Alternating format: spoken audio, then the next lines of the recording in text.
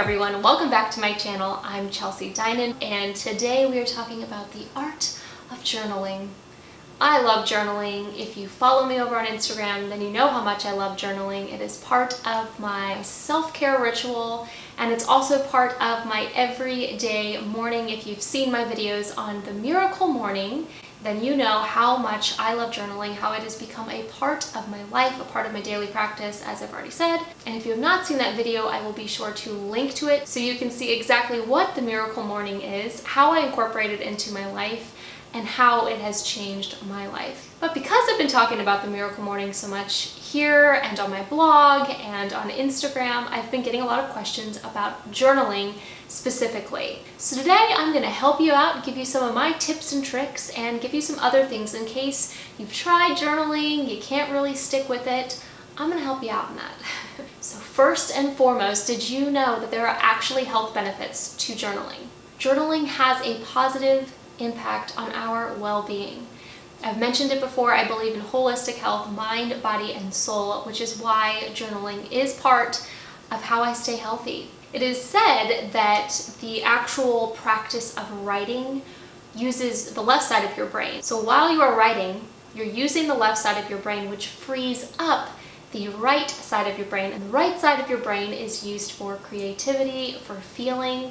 So by freeing that side up, you're not only removing a lot of those mental blocks that have been stuck there, but it's giving you the brain power that you need to access different types of information, the feelings, to process everything, and that's what brings us clarity. Think about all the stress that is alleviated just from writing and journaling and getting everything that's in our heads onto paper. So before we dig into my tips and tricks on journaling, I want to get a little bit deeper into some of these benefits of journaling and why it is so vital, why I love it so much. As I'm sure you can guess, journaling really helps us to clarify our thoughts and our feelings. When we are really stuck up in our head and we are overthinking things, we are overanalyzing things, sometimes it helps so much to just get it out of our brains, like I said, and get it onto paper.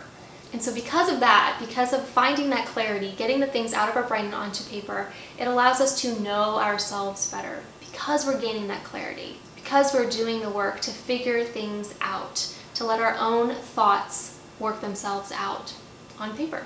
And by processing these thoughts and these feelings, it reduces stress. Because we are engaging our left side of our brain and we're freeing up the right side of our brain, it's allowing us to access not only that analytical, rational side of things, but it's also allowing us to access our intuition, those feelings, that deep inner knowing that's within us. All right, so let's get into some of my tips and tricks. First of all, I just want to start off by saying that all of our brains are different. We all operate differently. I'm going to give you what's worked for me, but I recommend trying things out for yourself. For example, maybe you want to journal in the morning and at night. Maybe you just want to journal in the morning. Try different things, experiment, but what I do ask of you, this is key, is to commit to yourself.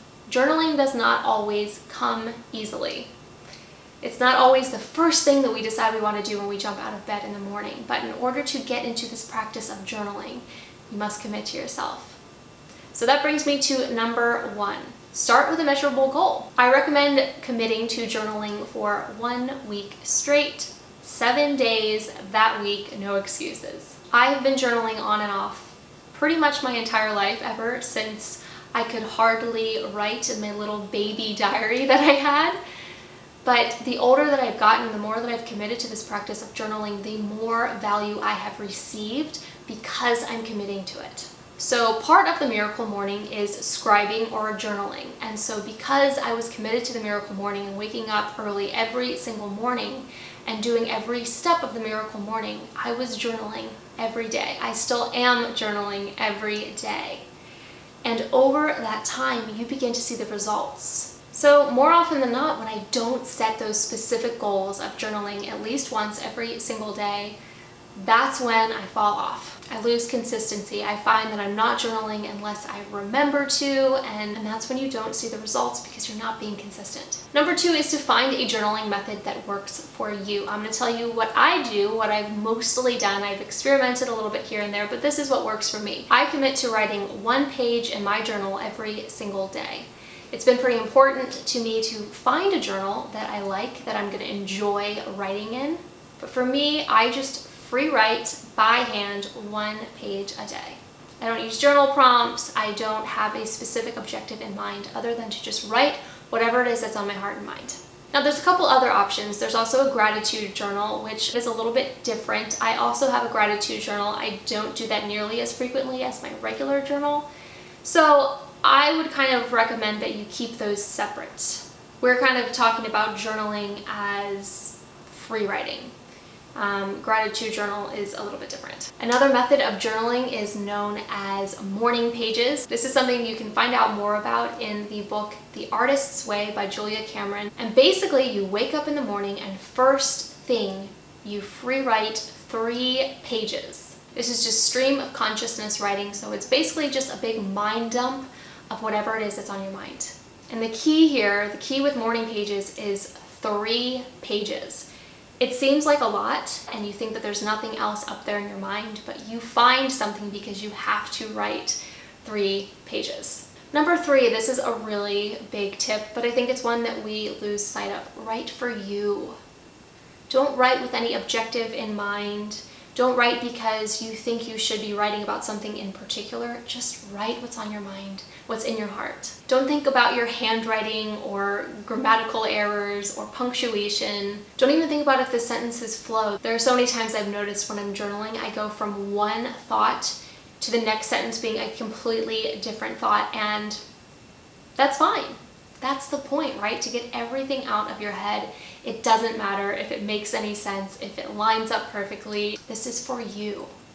So don't censor yourself. Don't edit yourself. Don't judge yourself. I think that's so crucial. Don't question whatever it is that you're writing. We can be our biggest critic. Allow yourself to just write whatever is coming out and to accept that and to be okay with it, but write for yourself. Writing can be so immensely therapeutic when we just let go and release whatever it is that needs to be released. I'll give you a little sneak peek into the journals that I use. There are so many pictures of this journal on my Instagram. I journaled in this thing for, I think, about 4 years. I got this journal, I started it the first time I lived in San Diego, and I filled out the last page of it maybe a month ago.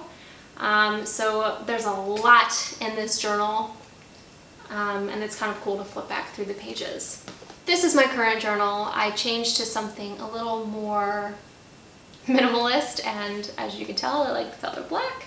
So this is what I currently use. I also will occasionally pick up a really cool looking journal if I see one out and about. So this is one that is completely fresh and unused that I will have when I need it. So that's it. Those are my 3 tips to kind of jumpstart your journaling or help you get back into journaling. Make a commitment with yourself, set a goal for how often you are going to be journaling, and do your best to hit that goal. As with all changes that we want to make in our life, I think it's so crucial to have those measurable goals. So without worrying about what kind of journaling you're going to do or what your journal looks like, I say just start with the decision to journal, the decision to make a goal of journaling at least once a day. So now I want to hear from you. If you are a dedicated journaler, then let me know in the comments what it is you love about journaling and the results that you've seen from journaling. If you are new to journaling or you're rededicating yourself, then let me know in the comments below what your goal is, how often you're going to be committing to journaling and giving this a go. That way we can all support and encourage one another in the comments section. Again, if you want to hear more about my experience doing The Miracle Morning, which is a book by Hal Elrod, I will leave the link to that below as well so you can check it out. If you don't already, be sure to follow me over on Instagram at Chelsea Dinan, where you can get a little behind the scenes peek into my daily life and all the different personal development tools and practices that I use. If this video was helpful, be sure to give it a thumbs up and subscribe if you haven't already, because I would love to see you back here. Thank you so much for watching. Happy journaling, and I will see you guys next time. Bye.